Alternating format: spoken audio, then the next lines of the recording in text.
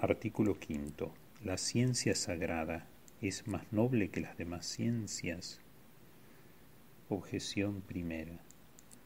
Parece que la ciencia sagrada no es más noble que las demás ciencias, porque la certidumbre pertenece a la dignidad de la ciencia, pero las otras ciencias cuyos principios son indubitables parecen más ciertas que la enseñanza sagrada, cuyos principios, es decir, los artículos de fe, pueden ser puestos en duda. De consiguiente, las otras ciencias parecen más nobles que la ciencia sagrada. Objeción segunda. Las ciencias inferiores toman algo de las superiores, como la música se arregla según la aritmética. Es así que la enseñanza sagrada toma alguna cosa de las ciencias filosóficas, porque San Jerónimo dice en su carta a un gran orador romano que los doctores antiguos han llenado de tal modo sus obras de la doctrina y las máximas de los filósofos que no se sabe qué admirar más en ellos, si el conocimiento de los autores profanos tenían o el de las Sagradas Escrituras.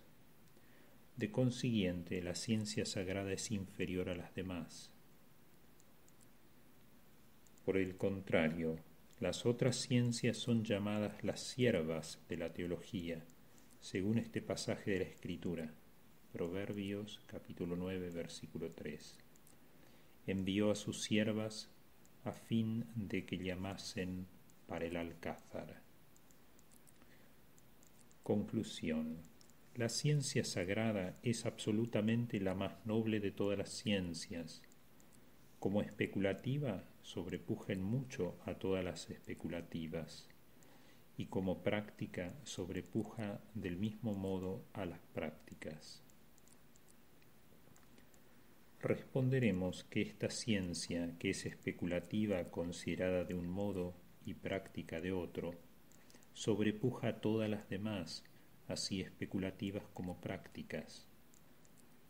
En efecto, entre las especulativas, una puede tener alguna ventaja sobre otra ya en razón de su certidumbre, ya de la dignidad de su objeto. Y bajo este doble punto de vista, la ciencia sagrada es superior a las demás ciencias especulativas.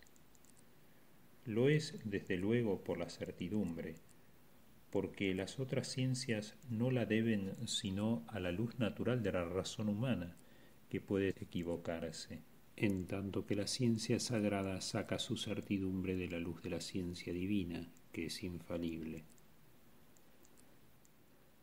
Igualmente tiene ventaja por la dignidad de su objeto, porque se ocupa principalmente de las cosas que, por lo sublime, están fuera del alcance de la razón humana, mientras que las otras no consideran sino lo que es de su dominio.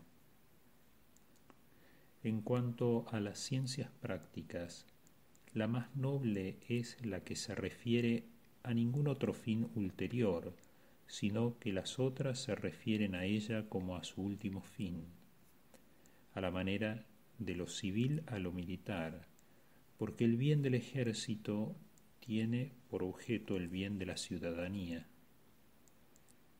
Ahora bien, el bien de la ciencia sagrada, considerada bajo el punto de vista práctico, es la felicidad eterna, hacia la cual tienden todas las otras ciencias prácticas como hacia su fin último. Luego es evidente que bajo todo concepto, la ciencia sagrada es más noble que las demás. Al argumento de la objeción primera diremos que nada impide que lo que es más cierto por naturaleza sea menos cierto para nosotros a causa de la debilidad de nuestra inteligencia, que es con respecto a lo que hay de más notorio en la naturaleza, lo que el ojo del búho respecto a la luz del sol, como lo dice Aristóteles. He aquí por qué si algunos dudan de los artículos de la fe, no es porque éstos sean dudosos en sí mismos, sino por consecuencia de la debilidad del entendimiento humano. A pesar de todo, el más pequeño conocimiento que pueda adquirirse de las cosas más elevadas es preferible al conocimiento más cierto que se tenga de las cosas de un orden inferior, como lo dice Aristóteles. Al argumento de la objeción segunda, diremos que si la ciencia sagrada toma alguna cosa de las ciencias filosóficas, no es porque absolutamente lo necesite, sino únicamente para hacer más comprensible lo que enseña, porque sus principios no los toma de las otras ciencias, sino que por medio de la revelación lo recibe de Dios directamente.